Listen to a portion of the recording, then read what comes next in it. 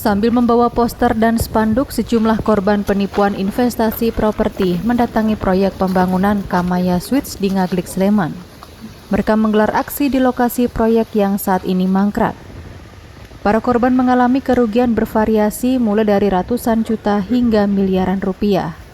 Korban awalnya tergiur iklan investasi villa dan kos di sosial media yang menawarkan keuntungan besar. Sistemnya dengan perjanjian sewa selama 20 tahun di mana setiap bulan akan menerima kompensasi jutaan rupiah. Namun setelah uang disetor, beberapa bulan kemudian pengembangnya menghilang dan sulit dihubungi. Bahkan bangunan villa dan kos tidak dilanjutkan dan mangkrak.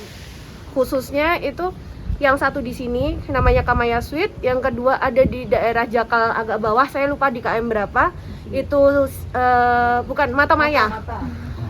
Jadi ke kos Matamaya, terus habis itu satu lagi di Watu Kodok, di daerah Watu Kodok namanya Sisi Kamaya. Kalau yang di sana modelnya villa dan ditawarkan SHM.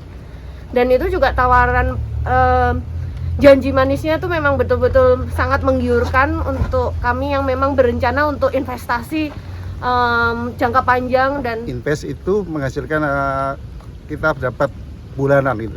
Jadi pendapatan bulanan yang menggiurkan. Dan saya lihat kantornya ada, orangnya juga kelihatan terpercaya, tapi akhirnya seperti ini. Jadi ini saya sudah 1 tahun, hampir 2 tahun. Itu janjinya kan ketika itu belum selesai mereka akan kasih kompensasi. Ternyata sampai saat ini saya belum dapat kompensasi itu dan bangunannya seperti ini. Jadi itu saya menginginkan ini, minta keadilan atau paling tidak tanggung jawab lah. Seperti Kuasa hukum korban menyebut total ada sekitar 60 orang yang menjadi korban penipuan investasi. Bahkan ada 1 orang korban yang merupakan warga negara Prancis dengan kerugian 2 miliar rupiah. Kita ingin melihat sebenarnya bagaimana hukum ditegakkan. Kami ingin kepolisian daerah Yogyakarta melalui Polda yang sudah laporan 2 orang ini supaya memproses ini, mencari orang itu begitu. Kami juga sudah bersurat kepada Presiden, Gubernur, DPRD, dan semua instansi terkait termasuk Bupati juga supaya menjadi atensi begitu, minimal undang kami. Kenapa? Karena ini mencemarkan nama baik Yogyakarta, khususnya pula Kabupaten Sleman begitu. Bagaimana mungkin pemerintah kan harus juga melindungi masyarakatnya begitu. Dan ini korbannya dicatat ya, korbannya mayoritas dari luar pulau.